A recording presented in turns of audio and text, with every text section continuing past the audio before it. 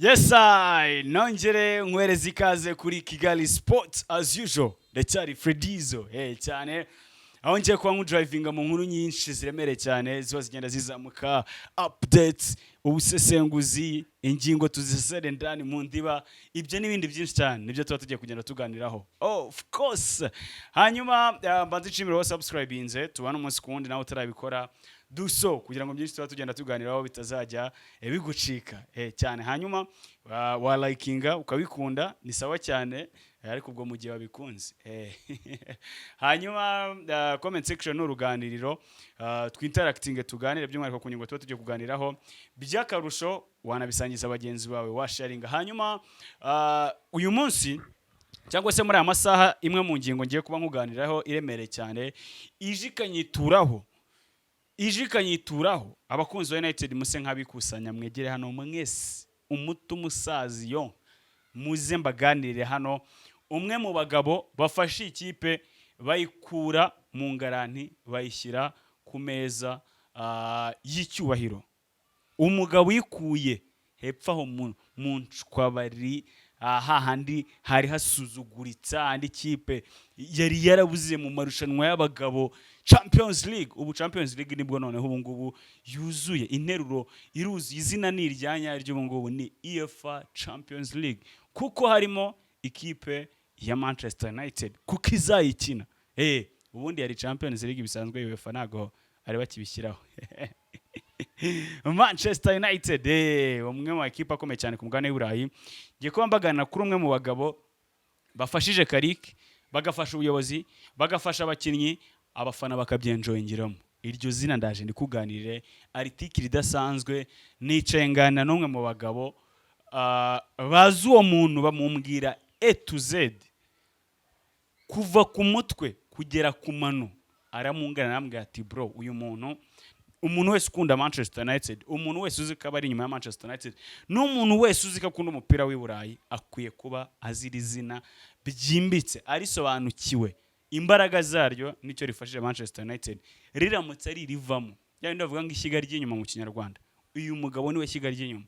Uwo ninde? Niwe ngiye kuba nkuganirira. Kubakurikirana isura mwamaze kuyibona, ariko ndabamo kuganiriza as usual. Ndabanza nkwirukanse mu minota 2 ya updates hano ziri kuzamuka muri amasaha ugomba kuba wabanje kumenya mbere yuko nkwinjira muri iyi article. Ndi ibaze ko nyine nayifashe kugira ngo nze kuyibandaho ntari buyibangikanye n'izindi nkuru. Oya, kambanze nku updating equipe ya Liverpool iki cyumweru yatangiranye ibiganiro n'umutoza Andoni Irayola nyuma yo gutandukana na Arne Slot watandukanye n'iyi kipe anengwa uburyo bw'imikinire, kuko Liverpool bijyanye n'uburyo ikina umupira w'Abongereza. Uyu Muranda yaratangiye kuzana akantu ko gukina umupira waherekanya cyane bagatinda hagati mu kibuga. Wa mupira abafana ba Liverpool bari baramenyereye kuri Klopp ndetse no mu myaka y'itambuka ko umupira w'Abongereza ukinirwa mu mpande bihuta, basiga nkaho bari kubona ukendera. Byatumye Liverpool ifata umwanzuro nabo ariko bafasha utaboroheye kuvuga ati umuntu duhesheje Premier League eka dutandukanye nawe. Rero Arne Slot yamaze kuba agenda yabageneye ubutumwa bashimira, nabo baramushimira mu buryo budasanzwe. Liverpool biri mu ganiro na Andoni Irayola, niwe mutoza uyoboye benshi Liverpool itekerezaho. Ariko iki cyumweru twinjiyemo n'ibigano biri butangire, Andoni Irayola ababizi neza yatozaga ikipe ya Bournemouth, ikipe nayo izakina Europa League. Arayifashije pe umunyespanyol w'umuhanga cyane aciye amakipe nka Rayo Vallecano. Rero ni uri mu biganiro uretse ko na AC Milan yo mu Italiyani iri kumuganiriza, ariko ikamuganirizanya na Oliver Glasner nawe uzatandukana n'ikipe ya Crystal Palace. Ngaka update gatoya nari nshaka kubagarukira mu ikipe ya Liverpool. Hanyuma mu ikipe ya Manchester City nabo umuhango wo kuba bagaragaza ku mugaragazo Enzo Maresca umutoza wabo mushya agomba gusimbura Pep Guardiola, byitezwe ko nawe ushobora gukorwa mu mpera z'iki cyumweru nta gihindutse. Hanyuma ikipe ya Crystal Palace iri gutekereza ku mugabo witwa Pierre Sage watozaga Lens yo mu Faransa, hakiyongeraho Frank Lampard uzamu ikipe ya Coventry, ndetse n'uwitwa Dino Top Mora nawe umudage. Baba batatu nawe yashyize ku rutonde rw'abantu bagomba gusimbura Oliver Glasner, ariko uretse ko nabo batekerezaga kuri Andoni Irayola, ariko Irayola yamaze kuba ajya ku yindi meza nyuma y'uko Liverpool nyine imwifuje na AC Milan udukipe duto twose yahise adutera ishoti yatuvuyeho.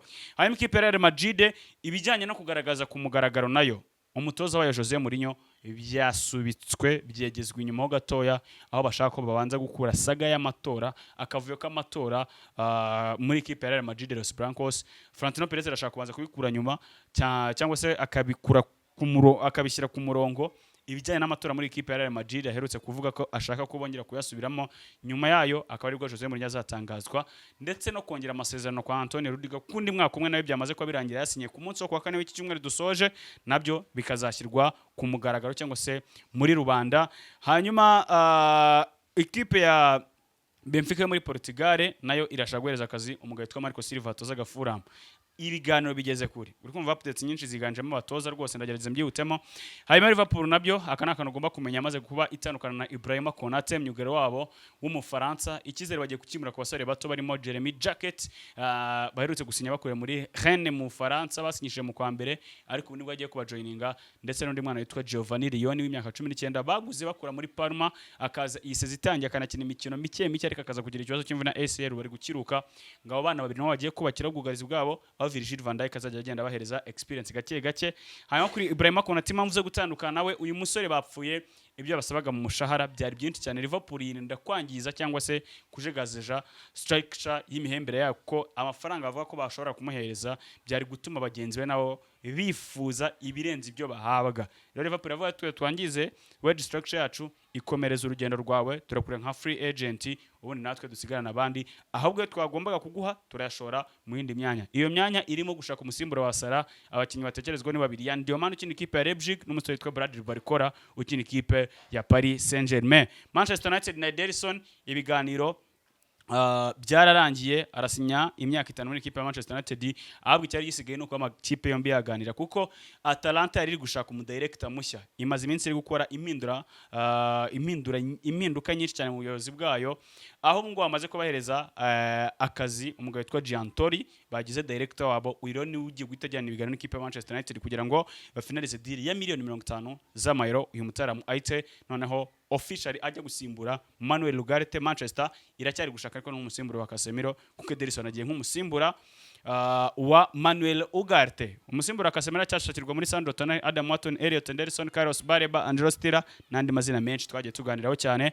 Atletico Madrid nishaka kugurisha Julian Alvarez uretse ko amakuru asohoka ari uko bari gusa nk'abikirigita bagaseka ko uyu musore nta kabuza azasohoka muri ikipe ko Barcelona n'ikipe ya Paris Saint-Germain zirakora igishoboka cyose kugira ngo uyu munya Argentine asinyire imwe muri ayo ma equipe cyane mu buryo budasanzwe. Ikipe ya Atletico Madrid kandi iri mu ntambara na Barcelona pani za Julian Alvarez gusa ahubwo bari no kurwanira signature y'umunya Portugal witwa Bernardo Silva ukinira ikipe ya Manchester City ariko byamaze kuba birangira yamaze no kwisezera azagenda nka free agent. Bernardo Silva rero yarifuzwa n'ikipe ya Atletico Madrid cyangwa se Barcelona cyane ko nawe ashaka kwerekeza mu gihugu cyo muri Espagne ariko ntaramenyekana izamutsindira birajyana n'imuhereza iminota ya Atletico Madrid kandi n'umugana na Manchester City kugira ngo urebe ko yasinyisha Tijani Reinders utinira ikipe umusore w'umuholandi waje muri Man City avuye muri Mirasa yari umukinnyi w'ingenzi cyane ariko muri City ubona ko muri Premier League byaramugoye cyane. Hanyuma ikipe ya Tottenham Hotspur nayo ni gihe kigiye igasinyisha cyangwa se ikakira ku mugaragaro abasore babiri iri bwinjizemo Andrew Robertson uherutse gutandukana na Liverpool nka free agent na Marco Senesi uherutse gutandukana n'ikipe ya Bournemouth nk'umu free agent.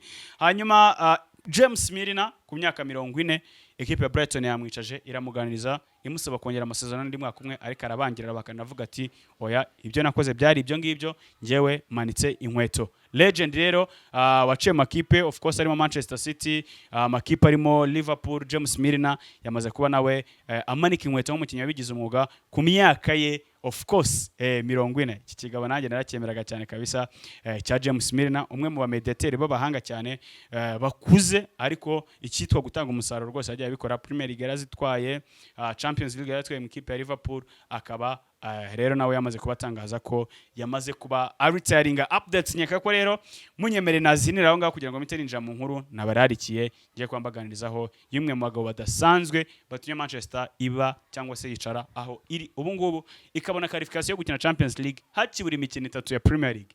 Ubundi cyo ni ikintu kidasanzwe kuri United twabonye itangira saison harimo ibizazane muri mu gutandukana nawe ariko bakisanga basoreje mu mikino nk'iya UEFA Champions League babonye itya buri mikino 3 ni ikintu kidasanzwe. Rero ibyo hari uwabibafashijemo hari izina riganirwaho hariya ariko ryo ridakunda kuganirwaho kankoresha iyo mvugo cyangwa se abenshi batazi ariko ku makuru ava Carrington ku makuru ava Old Trafford ku makuru ava Manchester niwe shiga ry'inyuma ry'umushinga w'ikipe ya Manchester United. Ibanga rya Manchester United ritumye igera kuri ibi ngibi ni irihe ngiye kubambaganirizamo akaba ari umugabo w'intwaro y'ibanga uba uri mu bitugu bya Michael Carrick, ufite ubwonko budasanzwe, ufite experience idasanzwe, ubunararibonye, ufite CV iremereye cyane, akaba umunyabwenge. He is a genius. Ashyirwa mu gatebo nk'akabama Einstein, Robert Einstein, harya ubwo ni Robert Einstein yari Robert, mumbwire ibintu bya za geography n'aba bagira iki ni hatari, ntago nabisobanukirwa cyane ariko ubwo ni Roberto Einstein hatari, ubwo wabaye nk'umutaliyani cyaba ari cya Roberto kabisa, Robert Einstein. Uwo mugabo rero ngiye ko mbaganiraho amazina ababyeyi bamwise, bamwita Steve Holland. Kubakurikirana Manchester United, iri zina siricya mu matwi yanyu. Uyu mugabo nkaba ngiye kumuganirizwa n'umwe mu bagabo bakoranye, wamubaye hafi, yigishije, ugiye no kumutubwira mu buryo budasanzwe. Wa muntu we biragusaba kwicara ushyiremo ekuteri, ushyitire umutima hamwe, utege yombi kuri buri kamwe, ido nido kuri uyu mugabo witwa Steve Holland. Iyi sezo irangira, inkuru ndayihera ahangaha nk'uko bayinganiriye. Manchester United ikina n'ikipe ya Nottingham Forest, umukino w'ababyeyi ukaba Casemiro asezeyemo abafana b'ikipe ya Manchester United. Carrick agira ijambo abwira abafana b'ikipe ya Manchester United nk'umuhango n'ubundi wabasanzwe bakora. Hari umugabo wakomewe amashyi na stade yose, ariko aba n'uwa mbere wasohotse mu kibuga. Asohoka mu kibuga atari uko hari akazi kihutirwa agiyemo, ahubwo adashaka ko yibandwaho cyangwa se akurura attention y'abafana, ntibite ku bandi barimo Michael Carrick, ahubwo afata umwanzuro avuga ati kanegere ku ruhande tsigire Carrick iyo audience ya Old Trafford, agiriye byababwira. Yinjira muri dressing room ari we muntu wa mbere, aragenda arabasiga, aravuga ati oya eka nsigire Carrick abaturage agire ibyo ababwira. Ni umugabo w'imyaka 56 ufite experience idasanzwe, aragenda nyinyuramo, akaba ari we ubaye iwe ry'ifatizo mu gihe cy'amezi 5 nawe amaze muri equipe ya Manchester United, kuko yinjanyemo na Michael Carrick. Kwinjiramo kwese Carrick gusa bigize ijambo, ahubwo n'ubuyobozi bwa Manchester byabasabye gukora akazi gakomeye cyane kugira ngo bamwumvisha mu convince kuba yaza. Uyu mugabo rero ndi bumuganirizwe n'umugabo wanganiriye inkuru witwa Alan Russo. Uyu mugabo witwa Alan Russo uri mu bunganire inkuru y'uyu mugabo, akaba barakoranyeho, yamwigiyeho, amwigisha byinshi. Ubu ngubu akaba ari umutoza uheruka mu kipe ya Norwich, yatojeho amakipe arimo Aberdeen yo muri Scotland, yungirije anaba n'umutoza mu ikipe y'igihugu y'Abongereza mu gihe cy'imyaka igera kuri 4. Akaba ari uyu mutaramu witwa Alan Russo ugiye kunganirira, nanjye nkabaganirira ibyo yanganiriye kuri uyu mugabo witwa Steve Holland. Mu kumuganiraho atangiye ambwira ko ari umuntu azi cyane kuko babanye mu gihe cy'imyaka 4, ari muto yinjira mu bintu bya coaching, ariko niwe wamugaidinze ku rwego ariho ubu ngubu. Akaba ari umugabo udasanzwe cyane. Mu kumutangira aravuga ati hari ama interview menshi agaruka kuri Steve Holland, ariko buriya biba byiza mu kinyarwanda rajya ko avuga ati nta wimenya, ahubwo umuntu amenywa na bagenzi be, abamuri hafi nabo bakorana, abamuzi, abavandimwe babo bakuranye. Ati no kuganira uyu mugabo biragoye ko yakivuga ko n'umuntu udakunda kwikina, udakunda kwigarukaho, niba abanyabigwi badakunda bagarukaho cyane. Hari abantu bafite iyo character mu buzima. Ati rero ngiye kumubaganira mu buryo budasanzwe, mbabwira icyari cyo n'icyafashije United, n'abariyo barabizi. Ndi bugende nakoresha reference z'abarimo hari Maguire nawe wagize ibyo ambwira, ngaruke kuri Mason Mount nawe wagize ibyo ambwira kuri uyu mugabo, na Michael Carrick ubwe n'ubuyobozi bwa Manchester United. Russia atangiye avuga ati uyu mugabo ni umuhanga, he is a genius, ni umunyabwenge udasanzwe. Uburyo atoza n'uburyo ngewe ntoza 75 y'ibyo nge ntoza byose nibyo nakuye kuri Steve Holland, ibyo yanyigishije ubwo twahuriraga muri icyo gihe cy'imyaka 4 natozaga ari umumenta wanjye.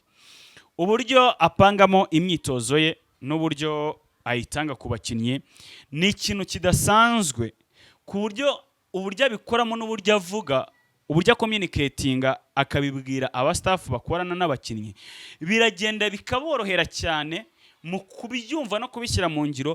Ibyo bigahita bituma Michael Carrick yisanga yabaye umunyamahirwe, kuko abakinnyi ibyo yabatoje mu myitozo ariko byatojwe na Steve Holland, bari bugende bakabyaplika mu kibuga mu buryo buboroheye kuko uyu mugabo ngo uburyo apangamo imyitozo uburyo ayiganira n'abastaff ku buryo bayisobanukirwa n'uburyo aza akayibwira abakinnyi biraborohera mu kuyikora biciye mu magambo make akoresha arasa ku ntego biciye mu buryo akoresha ururimi. Hari abantu buriya mu buzima bazi kuvuga uburyo akoresha ururimi rwe ngo bibangukira ubwonko bwa buri muntu muri hafi, bigatuma Michael Carrick yisanga yabaye umunyamahirwe kubera gutunga uyu mugabo mu kibuga. United nayo ikisanga itanze umusaruro. Arakomeza avuga ati rero aho kuri Manchester United bagizemo amahitamo meza adasanzwe yo kuzana uyu muntu witwa Steve Holland ngo ajye mu bitugu bya Michael Carrick. Uyu ni umugabo wungirije Michael Carrick mu ikipe ya Manchester United.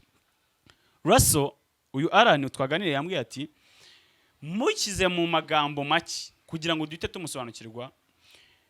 Irya mbere namuvugaho is loyal, ni umwizerwa. Irya kabiri he is a professional, ni umunyamwuga. Icya gatatu ni umuntu uri attentive to detail. His attention to detail is top notch.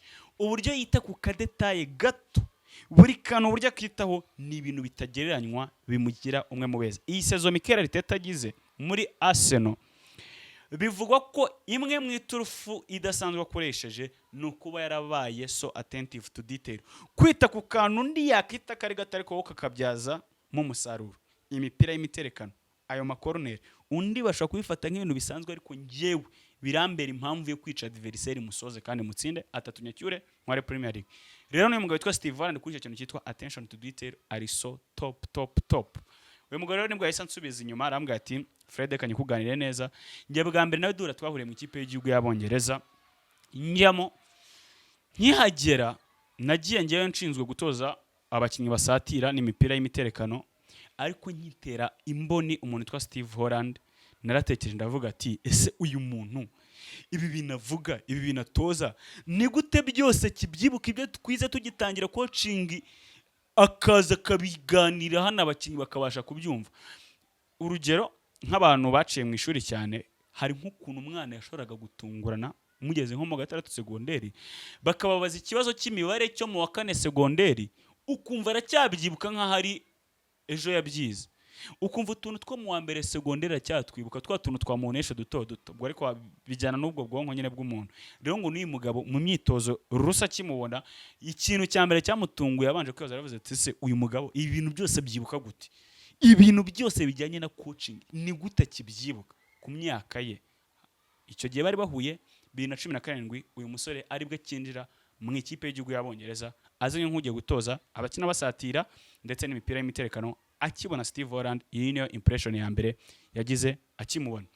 Aravuga ati haba Michael Carrick haba Jason Wilcox bose nta numwe wigeze akorana naho na Steve Holland na rimwe, ariko ku makuru nkura i Carrington nuko aba bagabo bose batungwe n'urwego rwe batangiye no kumuhereza buri kimwe cyose gishoboka kugira ngo abe yabasunika mu gihe cy'amezi 5 yonyine.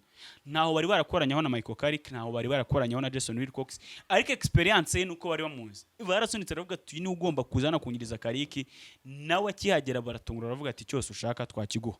Michael Carrick mu mvugo ye ndahitamo tugotinga aravuze ati Holland is a very wise man, n'umugabo w'umunyabwenge udasanzwe, n'umugabo uri so wise. Ndikumva ubwenge ndi gukoresha imvugo isa nkaho iri hasi itageze aho nshaka kugeza. N'umugabo nyine w'umuhanga ku rwego rudasanzwe. Aha bikomoza avuga ati uburyo umuntu adufashije akaboko ke niko gatumye United ibasha kubona qualification ya Champions League hakibura imikino 3. Ayo ni amagambo ya Carrick yatangaje isezo ikirangira agaruka kuri uyu mugabo witwa Steve Holland. Ndacyakomezanya na Alan Russo nawe wagendaga akotinga abagabo tuganira gake gake. Aravuga ati njyewe nakuranye na inzozi zo gutoza n'ibindi namawe n'umukinnyi w'umupira w'amaguru, ariko nkigera mu ikipe y'Igihugu y'Abongereza nyihura na Holland nibwo nahise mvuga ati uyu mugabo ngiye kumwegera nyigisha uburyo akoresha igihe cye neza, ubutumwa byayo nagarutseho akabutanga neza, nabimwigiyeho mu buryo budasanzwe. Ibyo ngibyo bikafasha rero mu kibuga icyo bita game management. kuba wabasha kujera ikintu mu gihe runaka, ukaba wabasha gufasha abakinnyi bakaguma bafite imitekerereze ikwiye muri buri gihe cy'umukino, muri buri faze y'umukino, batakabugarira byose. Ati nagiye mwigiraho. Ati ndabaha nk'urugero, 2018 turi gukina igikombe cy'isi, ngewe n'abanaliste b'ikipe y'igihugu y'Ubwongereza twajyaga kwicara hejuru mu bafana kugira ngo tube twitegeye ikibuga kituri hasi neza, dufate buri kadetaye kose, tukagenda tukakandika. Akenshi ibintu twibandagaho nk'uko twabaga twabisabye na Gareth Southgate, byari ibintu bitatu twagombaga kwandika igihe dufite umupira, n'ibindi bintu bitatu twandikaga igihe tudafite umupira. Nibyo yifashishaga aganiriza abakinnyi muri half time.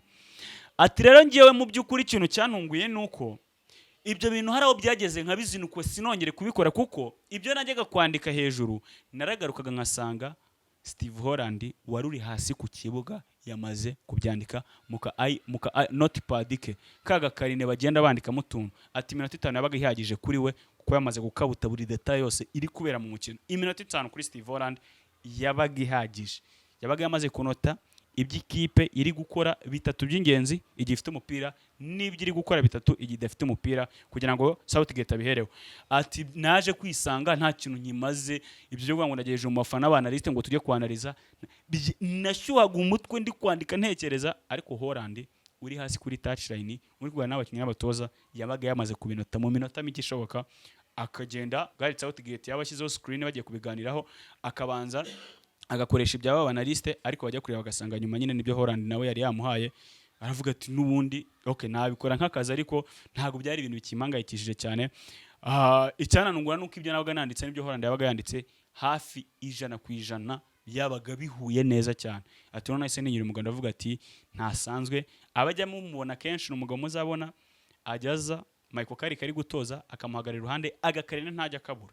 Abantu mukurikirana Manchester United cyangwa se mwayikurikiye isizo, akantu kagakarine uyu mugabo witwa Steve Holland abagafite, akaza akagira ibyo Carrick akisubira inyuma akiyicarira. Abakurikiranye ko ayo mashusho ngarutseho ni ikintu mwarabonye. Ati rero ibyo ni ibintu bimugira umuntu udasanzwe. Aho nyiravuga ati mu myitozo equipe ya Manchester United Carrington we ibintu nakuyeyo nuko hari abagabo bitwa Travis Binion bari muri coaching staff equipe ya Manchester United, nawe wicara kanaliza matches zigiye zitandukanye. Ati byaranunguye yambwiye ko nawe yabonye Steve Holland bimwe mu bintu yanarije uyu Travis Binion muri mu basore cyangwa se uri mu bungirije Carrick muri equipe ya Manchester United, nawe ibyo ngo yanarije bihura n'ibya Steve Holland. Ati rero ati no munyamahirwe kuba afite Holland tuzamwigiraho byinshi cyane, atwo baracyafitanye. Kenshi bagiye muri half time cyangwa se muri mita, ibyo bagiye kubwira Carrick ngo yanarije asanga yamaze kubitanga kare Steve Holland. Ati ni ikintu kidasanzwe. Ibyo bitabinjyana rero kuri bamwe mu bakinnyi ikipe ya Manchester United nkuko Arani ya Russell yakomeje kugenda binganiza Ahise ambwira ati nk'ari Maguire uribuka ko ejo bundi yagarutse kuri Steve Holland ari kumupraising. Iri jambo mu cyongereza cyitwa gupraising, twebwe mu kinyarwanda tuyikoresha turi kuramya. Ubundi dupraising Imana, turamya Uwiteka. Ariko Maguire aherutse gupraising uyu mugabo witwa Steve Holland avuga ati yaraje adusubiza ku byibanze, basics, bya bintu byibanze mu myitozo, bya bindi umuntu atangira kwigiraho umupira. Atubwira ati mutuje, ati is a very special person, ni umuntu udasanzwe, atwigisha akantu kamwe ku kandi, atubwonka afite bw'umupira ndetse n'ubunararibonye afite ku hantu yagiye aca. Ati uyu mugabo ntasanzwe. Uwo itari Maguire aramushimagiza aravuga ati uyu mugabo impact ye tuyibonye muri amezi 5 amaze mu ikipe ya Manchester United, aho Maguire yakomeje ashimangira bya bindi uyu mugabo Arani Russell yanganiraga avuga ati ni umuntu icyitwa ubutumwa bwe iyo ari kukubwira uri umukinnyi cyangwa uri umutoza muri staff buba buri simple but highly effective. Ari ubutumwa bworoshye cyane ariko bufite uburemere budasanzwe, buri buguhindura ikintu kidasanzwe. Nk'urugero ashobora kubwira ijambo cyangwa se interuro irimo amagambo 3, ayo magambo akaza akaguhinduraho ibirenze iby'umutoza yaza kukubwira mu minota 15 rero umutoza usanzwe. Kuba abatoza benshi ngo mu buzima busanzwe ashobora kukwicaza akakubwira ibintu byinshi, ukosora ibi iminota 12, ariko kuri uyu mugabo witwa Steve Holland interuro imwe irimo amagambo 3 ibihagije. Cya kindi na Arani Russell yagarutse avuga ati uburyo bwa communication bwe ni busanzwe nyine ari gifted muri ibi bintu. Akubwira ikintu ugahita nyine ugikuramo ibintu byinshi kandi ari ikintu gito kandi cyoroheye ubwonko kwakira. Aya ni amagambo yamagwe nayo yamugarutse avuga ati ntasanzwe ukumva akajya guhura n'ayo mutaramu Russo ukomeza kutuganirira cyane. Ati rero uyu mugabo ni umuntu udasanzwe. Hanyuma yakomeje nyine kujya nambwira ati ni umuntu negiyeho byinshi no momenta, ndamubwira ati byo nabyumvishe shayihutishe nkomeze umbwira ibindi umbwira kuri uyu mugabo. Agera ku ikindi kintu arambwira ati nubwo ari umuntu w'umunyamwuga cyane ariko hari ikindi kintu afite kidasanzwe gituma n'ibintu bye bikora neza, ari cyo kuba so private. Ati ni umuntu uri private mu buryo budasanzwe, he is a private person. Ati kugira ngo winjire mu kazi gake mu bantu be ni ibintu bigusaba igihe. Ati njyewe ninjiye mu ikipe y'igihugu y'Abongereza ndamuriye nkavuga ati uyu muntu kukiyemera kuki nyine ibintu bye nyine aba yabigize ibye gusa. Ati ariko nyuma y'igihe nagiye mbisobanukirwa uko nanjye mpaye ikaze.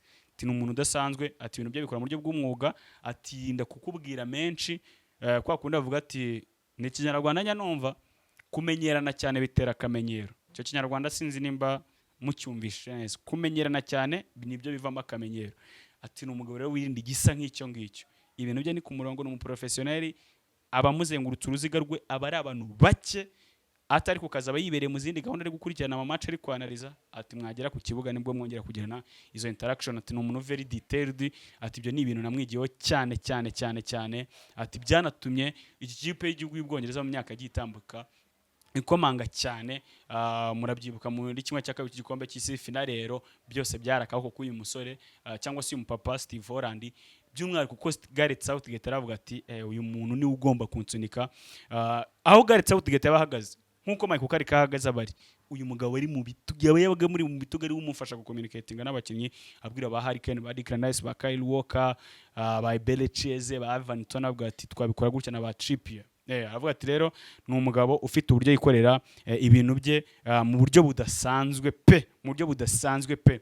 Nyine hari aho yagera nkagira ngo ari gukabya, ariko ndavuga ati nta kundi. Yakomeje kunganira byinshi nayo nageza mbyutemo kugira ngo nihutishe wenda igihe kitaza kuza kunjyana. Aza kuvuga ati uyu mugabo witwa Steve Holland, Southgate ari mu bantu bari barakuranye ku buryo bakimwereza amahirwe yo gutoza ikipe y'igihugu y'Ubwongereza ahita avuga ati uriya ni mumunzanire.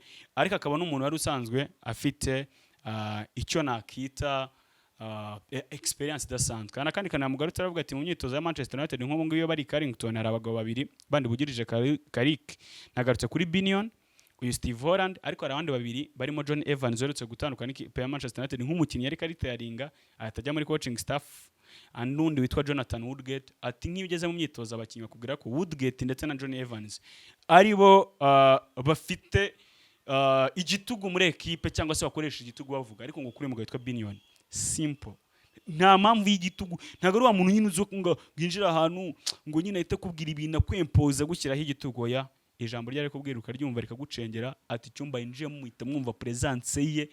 Ati bitandukanye n'abo bandi nyine bagerageza gukoresha imbaraga z'umubiri expression kugira ngo bashake kumva ikintu atari ko kuri we. Ati ntasanzwe.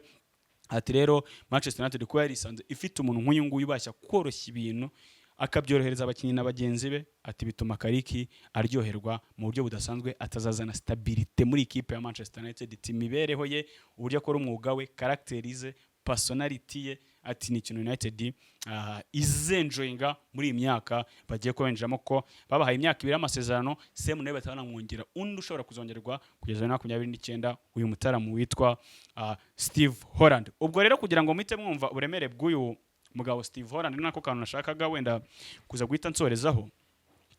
Hari abantu mwumvishe muganira ngo ubwo bunararibonye yabukuye he, yakoze he handi se, kubadakurikirana wenda ko hari abasirimu benshi babagerageje cyangwa se bataramu rwose abanyamujyi babagerageje gucukumbura kuri Steve Holland.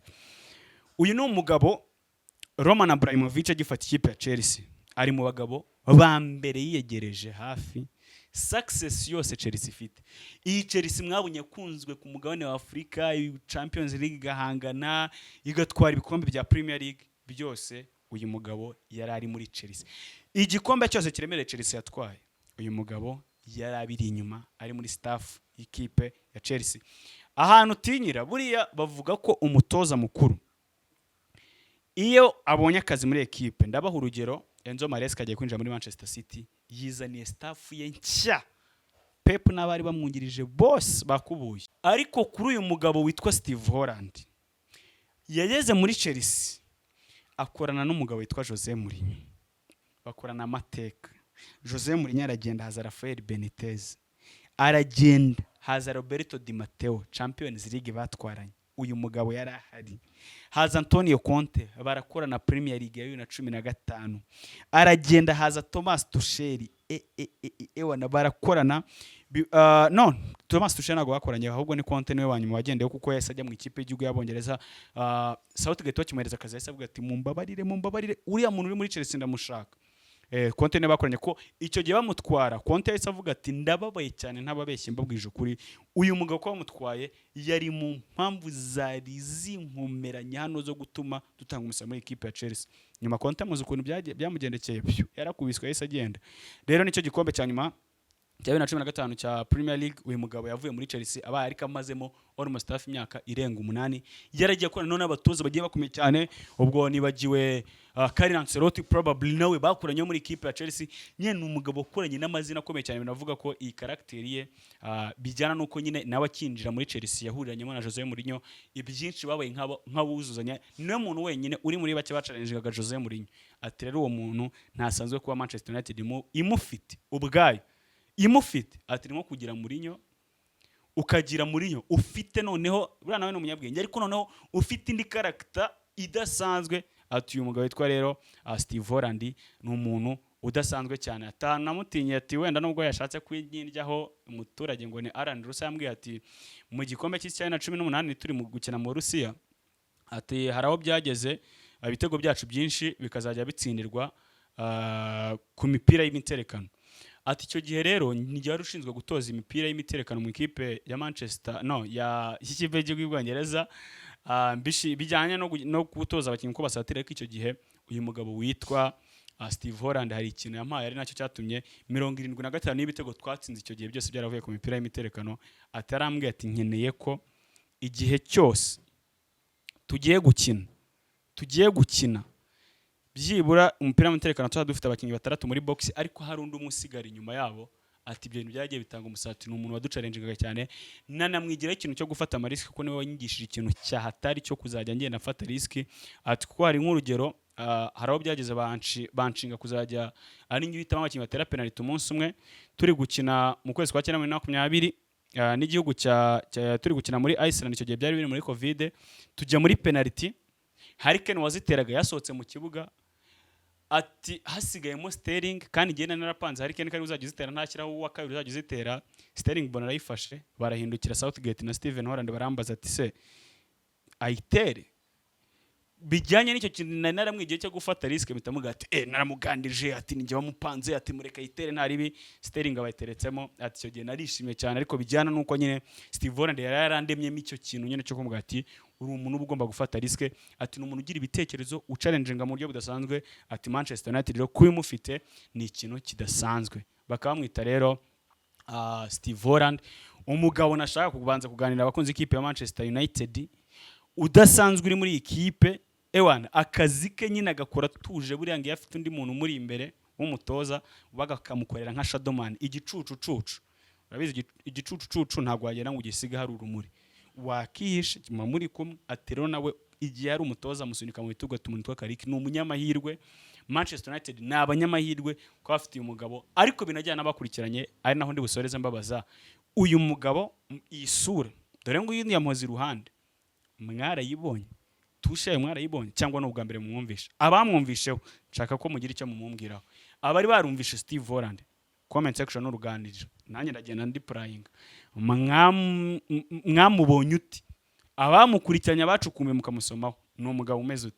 Rero none nashaka kubanza kuganira buri wese star umuzi kamwita Steve Holland, akaba ari assistant w'ikipe ya Manchester United mu bitugu bya Michael Carrick, ariko hari abandi bitwa ba Travis Binion, abo ba Johnny Evans ragengarukaho ndetse n'abandi benshi cyane. Ariko uyu wiyo bimugezeho ubunararibonye bwe, uburyo akora akazi ke, ubunyamwuga bwe, ubwenge bwe, ubwonko ikirimo hano mu ruhanga rwe ntigisanzwe. Nacyo rero Sir Jim Ratcliffe ashingira avuga ati n'abagabo barimo wa Jason Wilcox na Christopher Drivel basunikiye Sir Jim ati nyamara ibintu Carrick akoze wowe uriya mugabo wundi muri mu bitugu bari kumwe.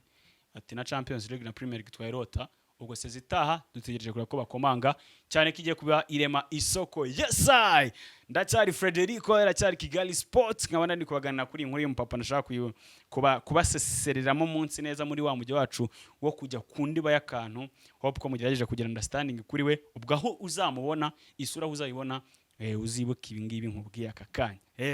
Ngaho mukomeze muryohe rwiteka komeza abaturindire nanjye kambanze nikoze i Madrid ho gato ngo harimo ibintu by'akavuyo. Perez ngarashaka kugarura Mbappe ku mwanya we ubwo sinzanuvina ari bugi tumuzana ikigara hingase cyangwa tumwohereze muri Nyamukandagira ngo ifite ubwatsi bwinshi shaka guha abakinnyi hari mu matsinda ikabigenda ngo RSSB Tigers yababaje cyane. Ndashaka kubanza kujya i Madrid mu kanya nyurutuntu nganira na Perez ho gatoya n'abandi bagabo muri Atletico Madrid kumva no muri Barca nago navayo ntabasuhuje gake gake ubundi mpita nsubira mu Butaliyani naho harimo habari nyinshi cyane nze kugaruka i Nyarugenge. Hasta la vista.